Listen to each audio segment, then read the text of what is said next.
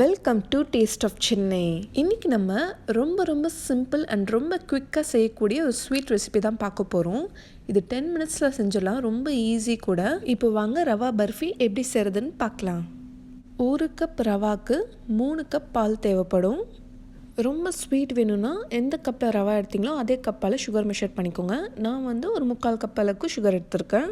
அப்புறம் 1/4 கப் அளவுக்கு துருவிய தேங்காய், அப்புறம் பாதாம் வந்து ஃபைன் பவுடராக இல்லாமல் கொஞ்சம் குறைன்னு அரைச்சி வச்சுருக்கேன். இது தேவையான அளவு நம்ம போட்டுக்கலாம். இது டோட்டலி ஆப்ஷனல் தான், வேணும்னா விட்டுடலாம்.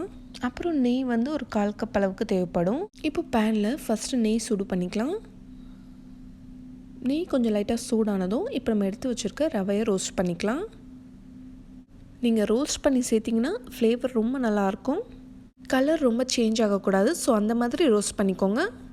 ரவா நல்லா ரோஸ்ட் ஆனதுக்கப்புறம் நல்லா வாசனை வரும். இந்த டைமில் நம்ம துருவிய தேங்காய் சேர்த்துக்கலாம். இப்போது இதையும் ஒரு 2 மினிட்ஸ்க்கு ரோஸ்ட் பண்ணிக்கோங்க.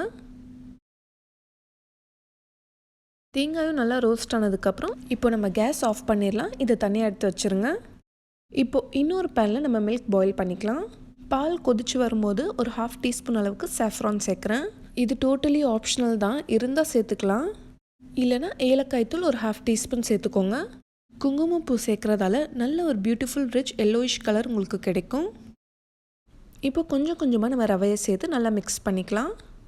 கை விடாமல் நல்லா மிக்ஸ் பண்ணி விடுங்க.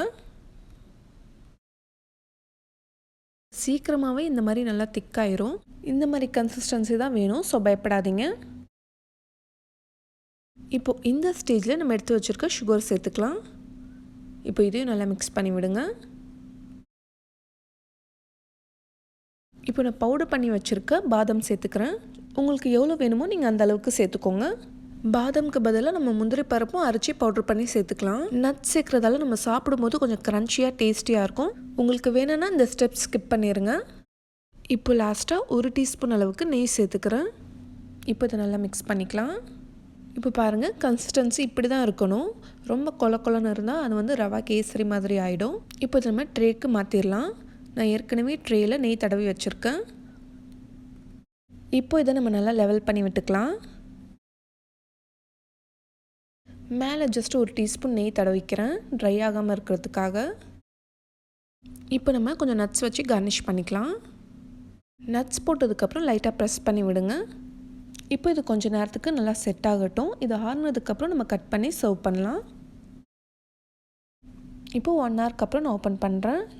இப்போது இது கட் பண்ணிக்கலாம். இது செய்கிறது ரொம்ப ஈஸி. பிகினர்ஸ் கூட ரொம்ப ஈஸியாக செஞ்சிடலாம். ரொம்ப டேஸ்ட்டாக இருந்துச்சு. ஸோ மிஸ் பண்ணாமல் நீங்களும் செஞ்சு பார்த்துட்டு எப்படி வந்துச்சு உங்களோட ஃபீட்பேக் எங்களுக்கு சொல்லுங்கள். உங்களுக்கு ரெசிபி பிடிச்சிருந்தா லைக் பண்ணிவிட்டு உங்களோட ஃப்ரெண்ட்ஸ் அண்ட் ஃபேமிலிக்கும் ஷேர் பண்ணிக்கோங்க. இந்த மாதிரி நல்ல ரெசிபீஸ்க்கு எங்கள் சேனல் டேஸ்ட் ஆஃப் சென்னையை மறக்காமல் சப்ஸ்கிரைப் பண்ணுங்கள். நாளைக்கும் இதே மாதிரி வேறொரு இன்ட்ரெஸ்டிங்கான ரெசிபியில் சந்திப்போம். தேங்க்யூ ஸோ மச் ஃபார் வாட்சிங்.